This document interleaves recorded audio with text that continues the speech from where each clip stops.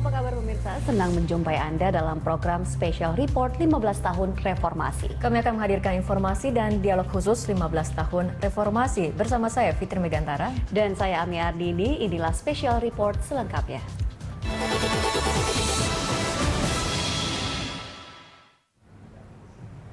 Pemirsa, untuk mengenang 15 tahun reformasi ini sudah ada rekan Kevin Egan di kampus Universitas Trisakti dan Nesya Megawati di Balai Sudirman, Jakarta. Dan kini kita ke reporter Kevin Egan terlebih dahulu. Egan, apakah ada aksi istimewa yang digelar oleh mahasiswa Trisakti untuk memperingati 15 tahun reformasi?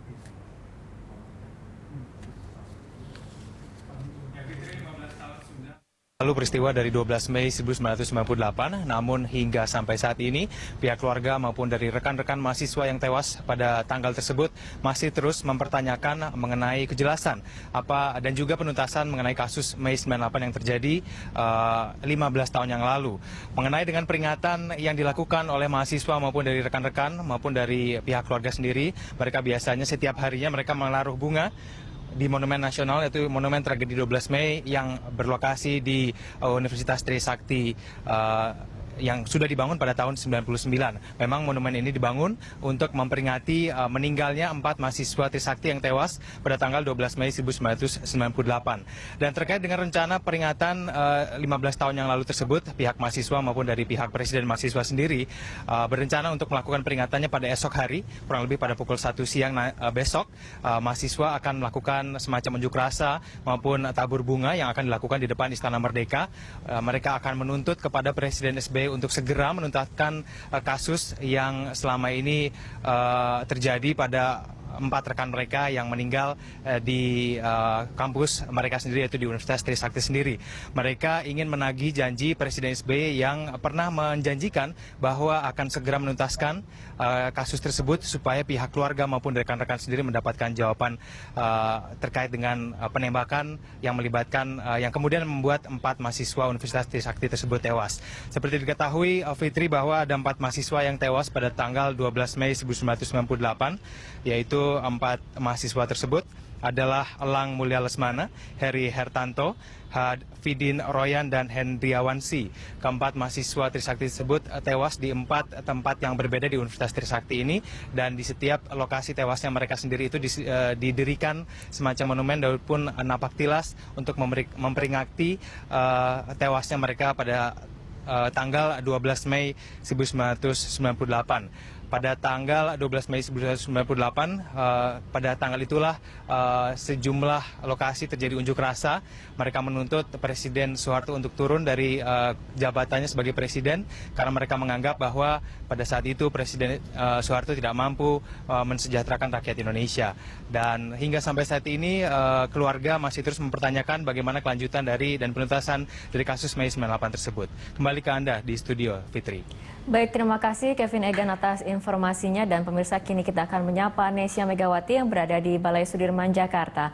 Nesya, agenda apa saja yang akan dilakukan di sana untuk memperingati 15 tahun reformasi?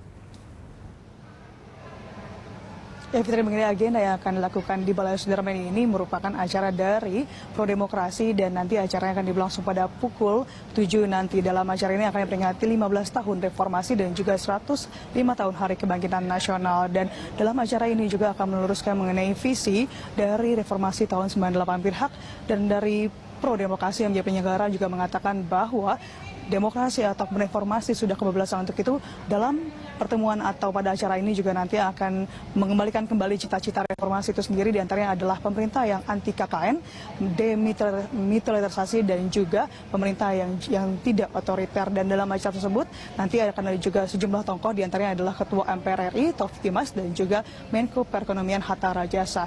Dan itu juga akan diberikan pada penghargaan ke sejumlah tokoh yang dianggap merupakan aktivis 98 dan juga korban dari reformasi 98, diantaranya adalah Menteri Perekonomian Hatta Rajasa, dan juga penyair dan juga korban penculikan dan juga pembunuhan menjelang sidang umum MPR 98, yakni Wiji Tukul, dan juga kepada 4 mahasiswa Trisakti yang terbunuh pada saat reformasi 98. Dan penghargaan untuk mahasiswa tersebut akan diberikan kepada pihak keluarga.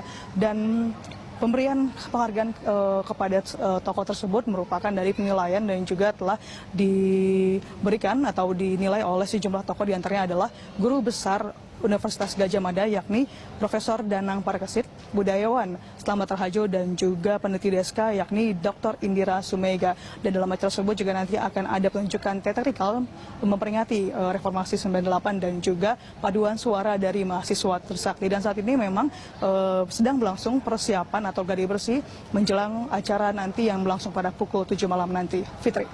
Baik, Nesia, kita tunggu perkembangan informasi dari Balai Sudirman. Dan pemirsa, demikian laporan langsung Nesia Megawati langsung dari Balai Sudirman, dan juga ada rekan Kevin Egan dari kampus Universitas Trisakti Jakarta.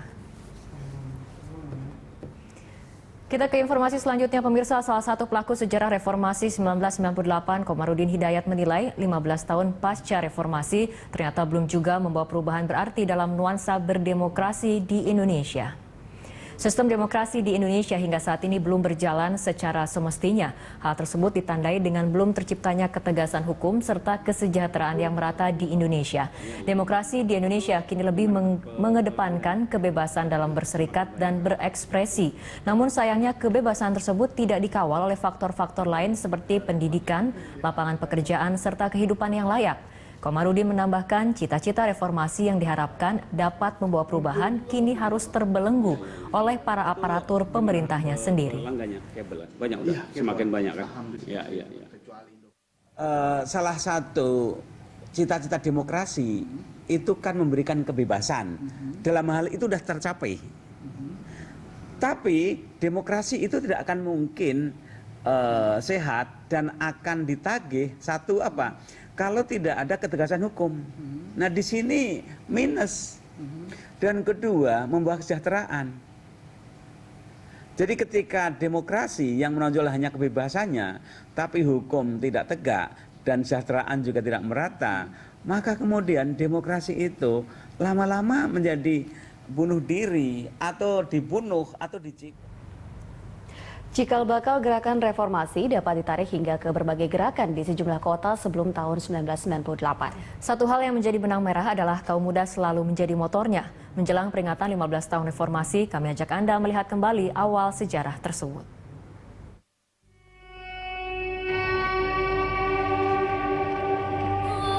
Inilah demonstrasi mahasiswa yang 15 tahun lalu berlangsung hampir setiap hari di berbagai kota. Semuanya ingin berpartisipasi dalam sebuah gerakan yang sesungguhnya revolusioner, namun diperhalus dengan kata reformasi. Para mahasiswa dari kampus negeri maupun swasta, berbagai latar belakang, berhaluan kiri, kanan maupun tengah, semua membaur demi tujuan utama mengganti pemerintahan.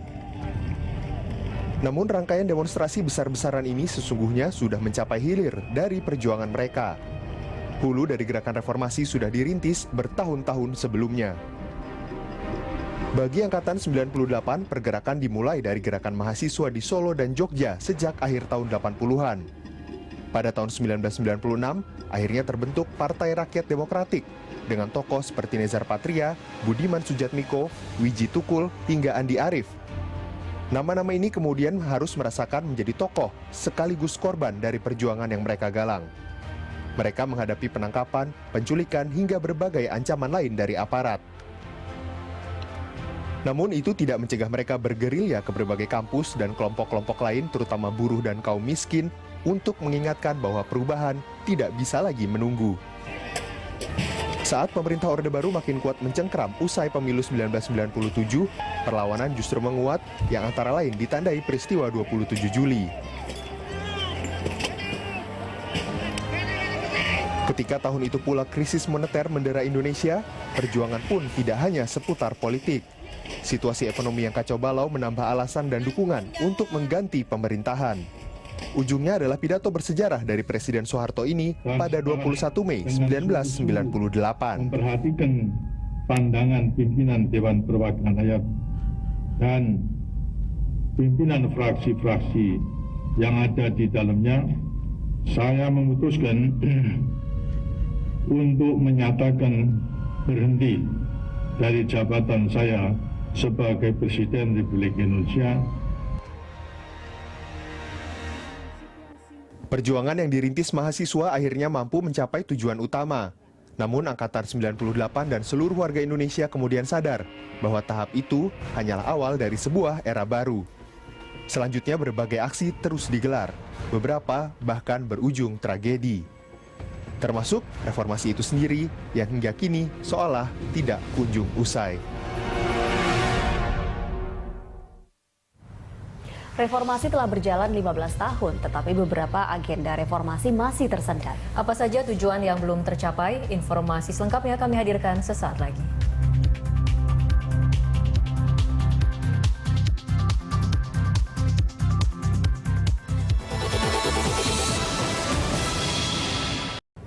Pemirsa, 15 tahun pasca reformasi, kita ingin Indonesia yang bebas dari praktek korupsi dan nepotisme sesuai dengan agenda reformasi di tahun 98. Namun kenyataannya kini Indonesia justru semakin kuat dengan permasalahan korupsi.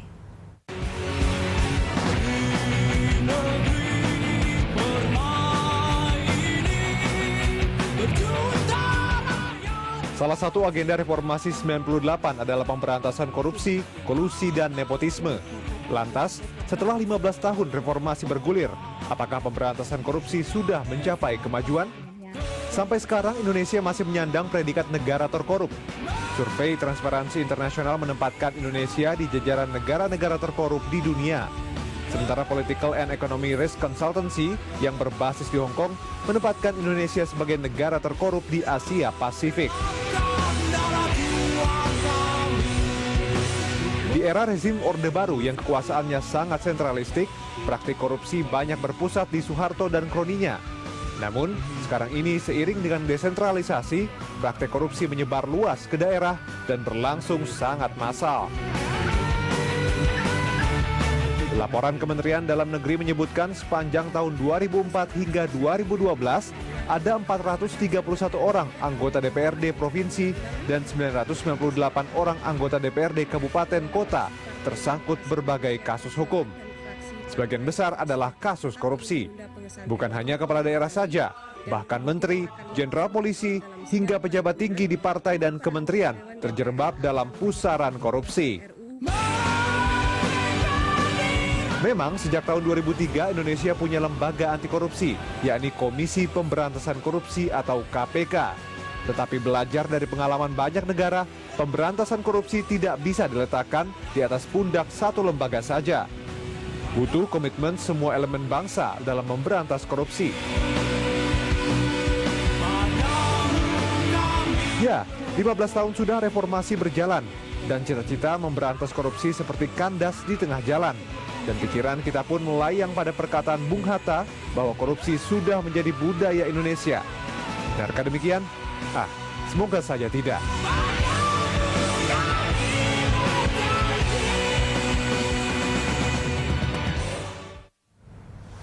Pasca rezim Orde Baru, pemberantasan korupsi di Indonesia jalan di tempat. Apa yang membuat praktik korupsi sulit dibasmi? Ya, pemirsa, rekan Fitri Megantara akan membahasnya bersama dengan Wakil Ketua KPK Adnan Pandu Praja sesaat lagi.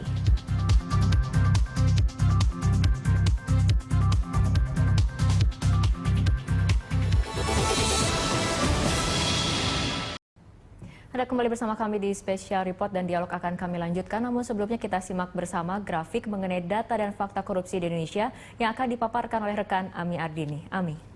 Ya, Fitri dan juga pemirsa, pemberantasan korupsi adalah salah satu agenda utama reformasi tahun 98. Namun ternyata korupsi Indonesia seperti tumbuh hilang berganti. Peringkat Indonesia seperti tidak beranjak dari predikat negara terkorup dalam indeks persepsi korupsi. Lalu seberapa banyak kasus korupsi yang ditangani oleh KPK serta seberapa besar kerugian akibat korupsi? Berikut ini pemaparan untuk Anda. Sepanjang tahun 2004 sampai dengan 2013, ini hingga 30 April 2013 sudah ada 532 kasus yang masuk dalam tahap penyidikan oleh KPK.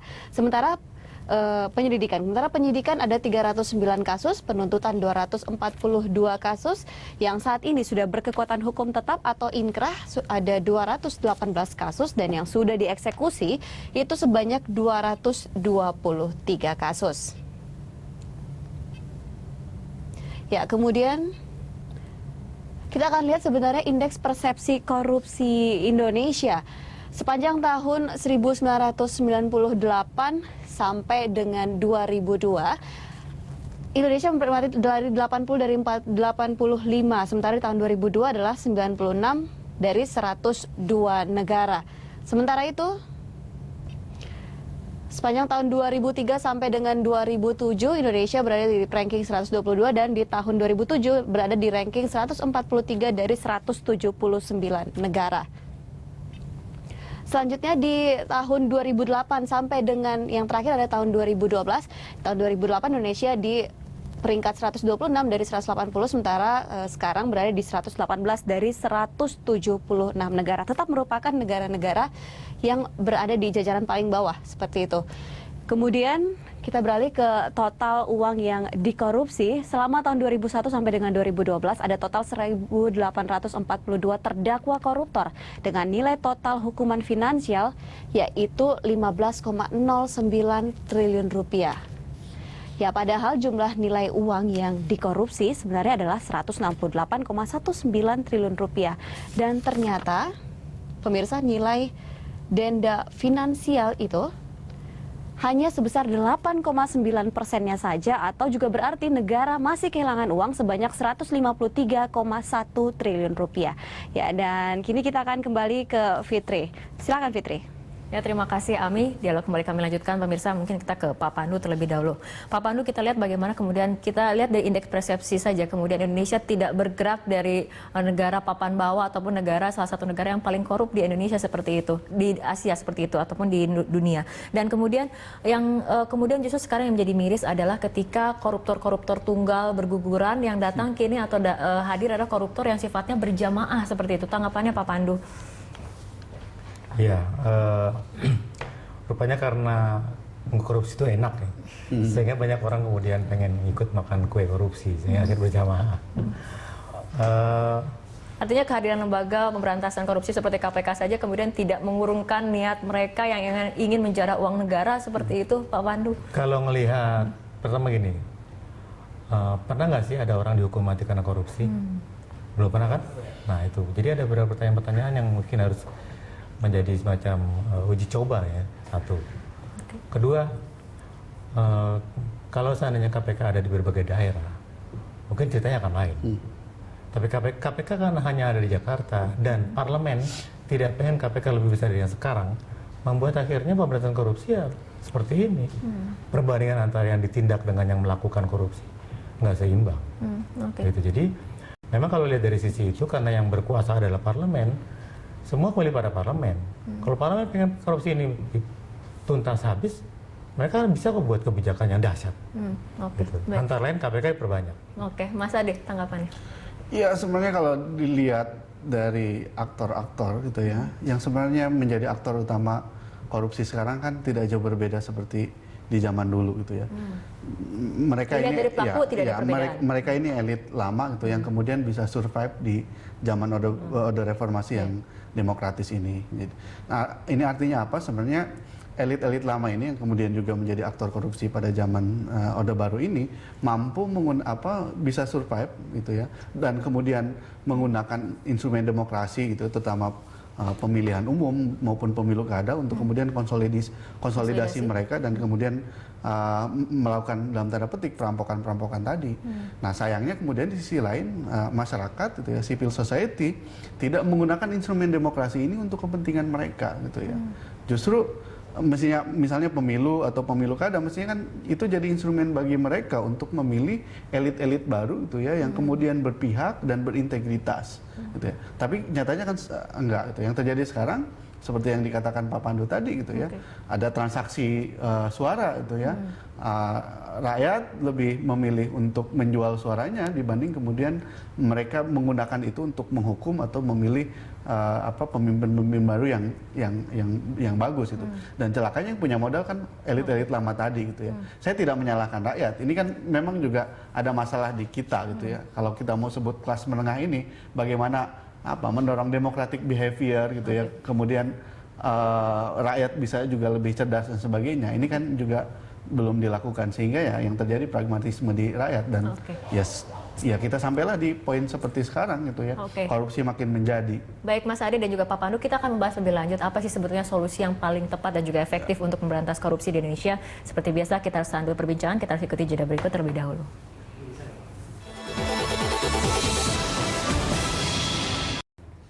Ya pemirsa, dialog kembali kami lanjutkan. Pak Pandu, dengan melihat bagaimana kemudian permasalahan korupsi di Indonesia, terutama di era reformasi di mana idenya adalah korupsi di Indonesia bisa dibasmi seperti itu, apa kemudian yang harus dilakukan? Kalau KPK melihat bahwa ada yang harus kita sharing dari apa yang telah berhasil kita bangun di KPK. Anggap saja KPK adalah seperti mesin cuci ya. Orang-orang yang kemudian masuk KPK, kalau tadinya mungkin background-nya adalah salah satu instansi, dia rela buka baju untuk tetap berada di KPK. Nah, orang-orang inilah yang mesti kita coba BKO-kan atau kita tempatkan di berbagai lembaga-lembaga yang memang kita perlu perbaiki, kita bersihkan. Satu. Kedua, misalnya di KPK ada gratifikasi, ada LHKPN, kan, kayak penyelenggara negara. Itu akan kita delegasikan, kita desentralisir ke berbagai inspektorat. Yang ketiga, selama ini KPK berhasil di dalam melakukan penyelidikan. Ketika ada dua alat bukti yang kuat, maka dia akan menjadi tersangka dan dengan demikian perkaranya nggak akan lepas dan pasti akan menang. Selama ini seperti itu. Nah, kekuatan ini kita akan lipat gandakan. Nantinya kita rencanakan perkara-perkara korupsi kita akan banyak tangani, kemudian kita delegasikan kepada aparat terkait, ibaratnya udah setengah matang.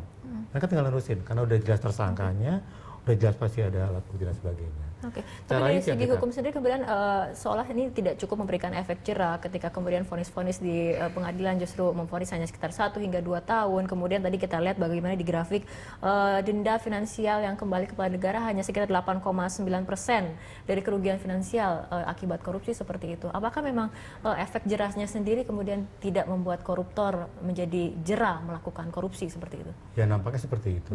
Tapi buat kami sebenarnya itu adalah persoalan bagaimana hakim akan memutus, itu sudah dunia lain ya. Buat kami yang penting bagaimana kami menyelidik, menjadi dan menuntut dengan benar.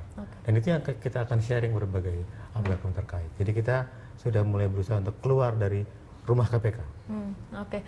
Mas Ade, bagaimana tanggapannya? Itu dari segi KPK, dari Mas Ade sendiri ICW memandangnya seperti apa? Banyak faktor yang bisa mendorong perbaikan ya. Saya kira yang tadi pendidikan politik rakyat yang kuat penting itu. Tapi kalau lihat riset di beberapa negara oleh beberapa ahli, salah satu faktor yang sangat menentukan adalah kepemimpinan. Gitu ya. Ketika pemimpinnya punya komitmen, punya integritas dan punya kemampuan untuk melawan korupsi, baik pada tingkat lokal maupun nasional, saya kira ini bisa diperbaiki. Saat ini kita mengalami krisis kepemimpinan sehingga korupsi tidak berjalan. Itu yang jadi masalah gitu ya. Gitu. Saya riset beberapa waktu lalu di daerah itu ya, reformasi birokrasi di daerah itu sangat bergantung pada kepala daerahnya. Ketika kepala daerahnya bilang tidak dikorupsi, itu birokrasinya di bawah juga akan nurut ya. Samina wa atona gitu yang di bawahnya itu. Gitu. Nah saya kira di nasional pun gitu ya, atau di daerah-daerah yang lain, kalau ada kepemimpinan yang kuat gitu dan ada kemauan, saya kira iya paling tidak bisa berkurang gitu ya. Jadi memang harus jadi benar-benar panglima gitu, bukan panglima-panglimaan gitu ya. Dan ya memang celakanya kemudian untuk dapat kepemimpin yang baik gitu ya, memang harus lewat ya mau nggak mau lewat pemilu. Ya, pemilu juga sekarang bermasalah gitu, karena ya kita tidak bisa mengharapkan misalnya pemimpin-pemimpin kita tiba-tiba dapat hidayah gitu ya, dia mau melawan korupsi juga susah gitu ya. Pak Pandu sendiri nampaknya sepakat ketika kemudian kita membicarakan mengenai krisis kepemimpinan yang membuat korupsi di Indonesia semakin merajalela seperti sangat itu. Setuju, sangat setuju. Dan memang harus ada tokoh-tokoh. Saya sih berharap ada beberapa gubernur yang nampaknya baik, dan kalau memang dia adalah figur yang bisa membuat bangsa ini berubah, ya kenapa enggak ya? Gitu. Baik, Mas Adi, bagaimana kemudian dengan sanksi sosialnya sendiri? Menurut Anda, apakah kemudian ini juga perlu digalakan seperti itu hingga kemudian tidak hanya sanksi hukum yang diterima, tapi juga ada sanksi dari sosial? Idealnya iya gitu ya, orang yang korup dimusuhi gitu. Tapi dengan kondisi sekarang di mana kemudian tokoh-tokoh sosial, tokoh-tokoh agama bisa dibeli, agak berat gitu. Saya tinggal di kampung gitu, lihat misalnya ada orang-orang yang korup tapi kemudian nyumbang kiai, nyumbang pesantren, wah itu dianggap pahlawan gitu ya, orang tidak benci lagi gitu ya, begitu. Nah ini yang menjadi masalah gitu ya. Kalau kulturnya memang masih belum bisa berubah, ya kita nggak akan bisa dapat sanksi ada sanksi sosial. Sekarang dimanapun, institusi pendidikan, sekolah, perguruan tinggi gitu ya, termasuk institusi keagamaan menjadi tempat utama tempat melahirkan koruptor sekarang ini jadi masalah. Riset ICW terakhir sektor yang paling korup itu pendidikan. Dan itu ironis sekali ya. Iya. Oke, baik, tentunya walaupun permasalahan korupsi belum kunjung usai, belum kunjung bisa dibasmi di Indonesia, tapi tentunya kita tetap harus optimistis bahwa korupsi di Indonesia suatu saat bisa diberantas sampai pada akar-akarnya seperti itu. Amin. Baik, Mas Ade dan juga Pak Pandu, terima kasih telah bergabung sama kami dalam dialog spesial report kali ini.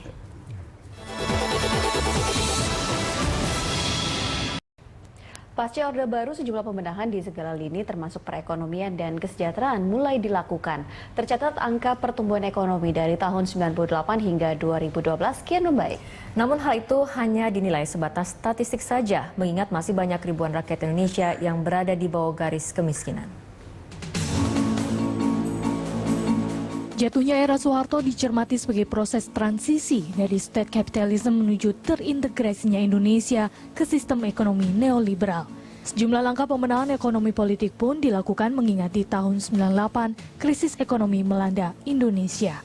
Usai perpindahan kepemimpinan mulai dari B.J. Habibie, Abdurrahman Wahid hingga Megawati, stabilitas perekonomian pun mulai terlihat saat pasangan Susilo Bambang Yudhoyono dan Yusuf Kala terpilih sebagai presiden dan wakil presiden.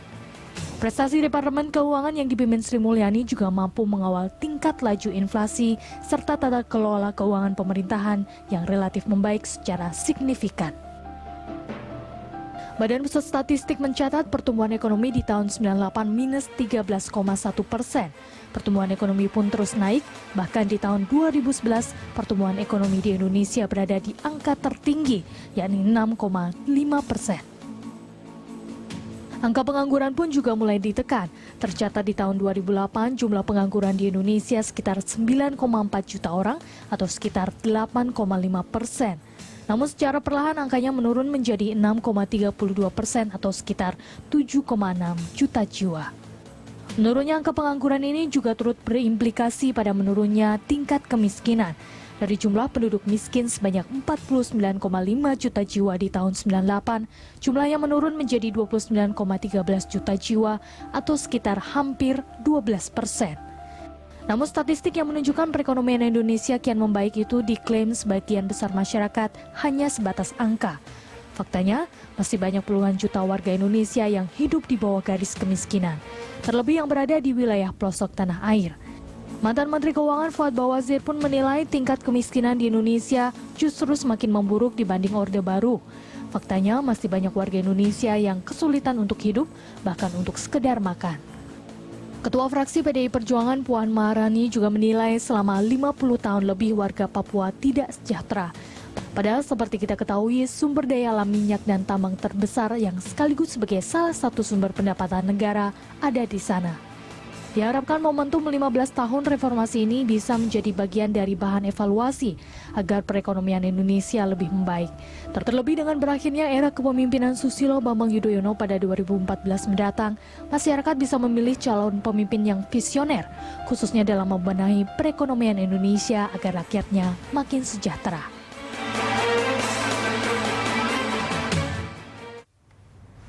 Ya pemirsa, apakah 15 tahun reformasi ini juga berkorelasi positif dengan kesejahteraan rakyat? Kami akan mengulasnya bersama Rizal Ramli dengan dipandu oleh rekan Ami Ardini sesaat lagi.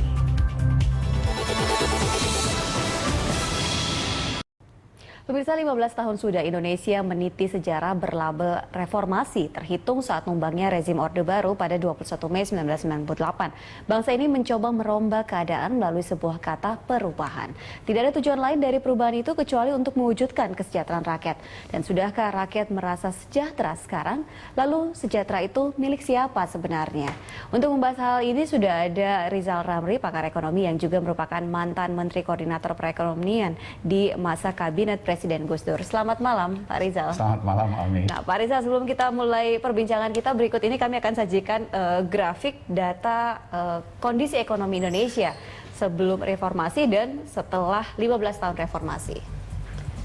Kita lihat di tahun 1997 PDB Indonesia 627,70 triliun rupiah, sementara di tahun 2012 8.241,86 triliun. Kemudian pertumbuhan ekonomi ini meningkat, sebelumnya 4,65%, kemudian di tahun 2012 6,23%.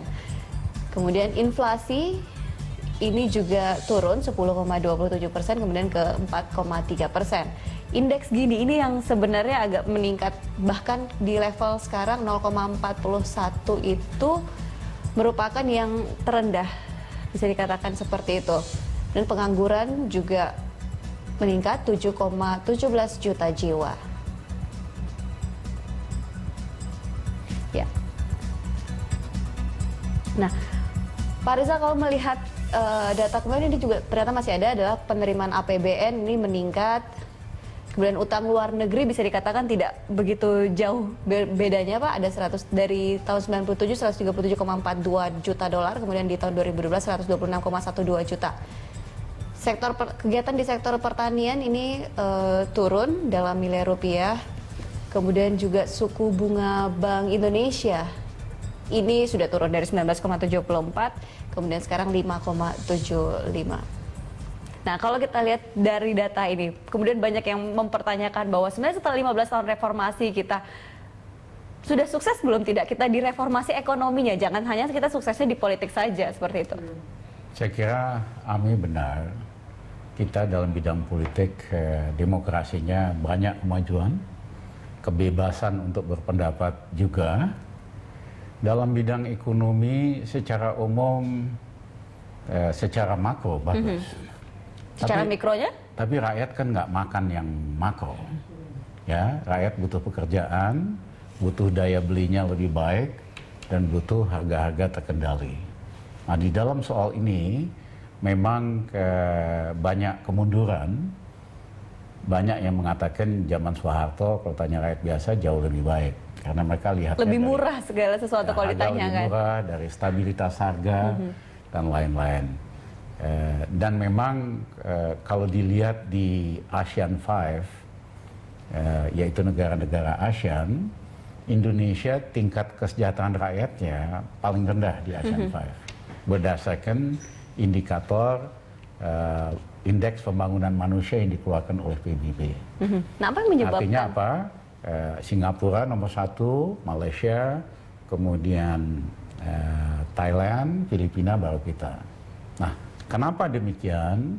Karena reformasi ini sudah dibajak, saya mohon maaf, oleh kekuatan-kekuatan ekonomi neoliberal lah. Oke, dengan kata lain bahwa misalnya sudah melenceng seperti itu. Kita tahu bahwa ketika salah satu semangat reformasi ini adalah dianggap saat itu kesejahteraan itu tidak merata. Banyak sekali masyarakat miskin, kemudian banyak yang merasa tidak punya kesempatan untuk hidup lebih baik, untuk hidup lebih layak seperti itu. Ya memang itu yang terjadi, pengangguran masih sangat tinggi. Kalau angka resmi sih 6%, tapi siapa yang percaya? Karena di Amerika aja pengangguran 8%, di Eropa rata-rata 12%. Karena definisi pengangguran yang diumumkan BPS 1 jam kerja 1 minggu. Oke. Ya, kalau standar internasional itu 40 jam. Nah, kalau itu kita lakukan 33% yang nganggur. Oke. Jadi setiap 3 orang Indonesia 1 penganggur. Nah, dalam konteks itu sulit untuk meningkatkan kesejahteraan. Nah, Ami, ada 2 sisi ya. Satu tentu korupsi. Itu udah dibahas saya kira tadi ya. Bagaimana korupsi ini makin lama makin gawat. Tetapi yang kedua adalah tidak adanya hukum. Ya, demokrasi ada. Nah, demokrasi tanpa hukum biasanya merugikan justru yang lemah. Oke, kita nanti akan lebih bahas lagi mengenai penegakan hukum ini, Pak Rizal, sesaat lagi. Usai jeda berikut.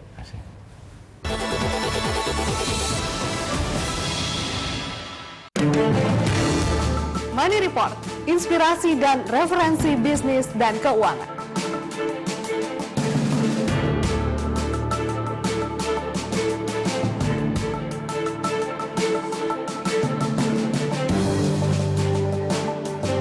Saksikan Money Report setiap Senin hingga Jumat pukul 21 waktu Indonesia Barat. Hanya di Berita 1.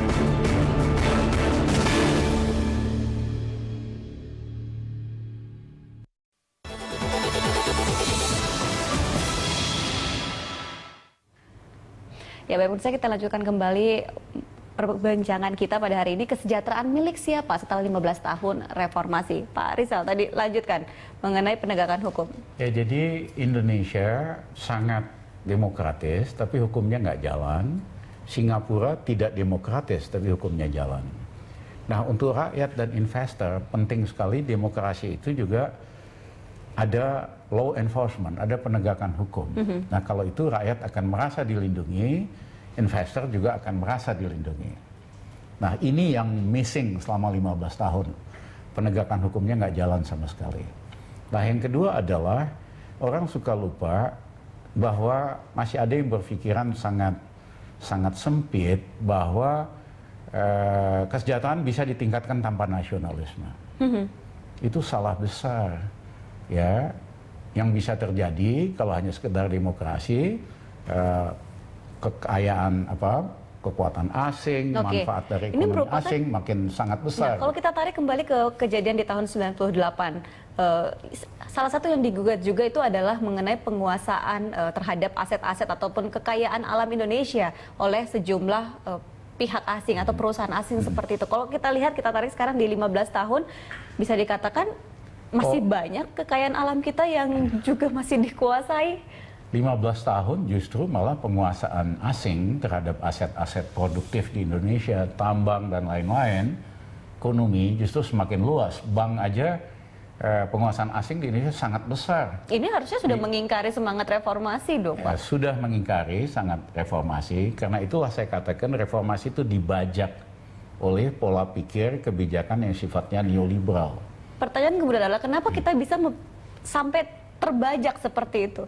Karena pada saat amandemen Undang-Undang Dasar 45, saya mohon maaf, draftnya memang dipersiapkan oleh orang asing, diterjemahkan, digolkan di DPR, di MPR.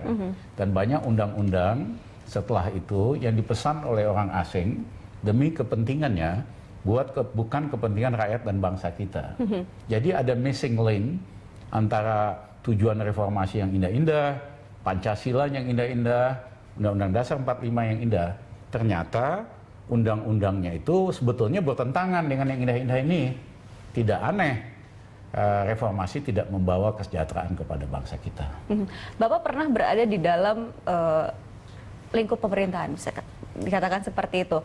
Apa sih Pak susahnya bagi berada dalam lingkup pemerintahan, kemudian juga bagi pemerintah lah bisa dikatakan seperti itu untuk melepaskan diri kalau tadi sudah dibajak oleh, termasuk juga oleh intervensi asing. Nah, tidak mudah. Saya Rizal Ramli hanya jadi pejabat 1,5 tahun, tapi kalau Ami baca media coverage pada waktu itu, saya dikritik terlalu keras terhadap asing, keras terhadap IMF, ya, karena memang saya tidak mau kita menganut kebijakan ekonomi neoliberal karena itu pintu masuk daripada neokolonialisme.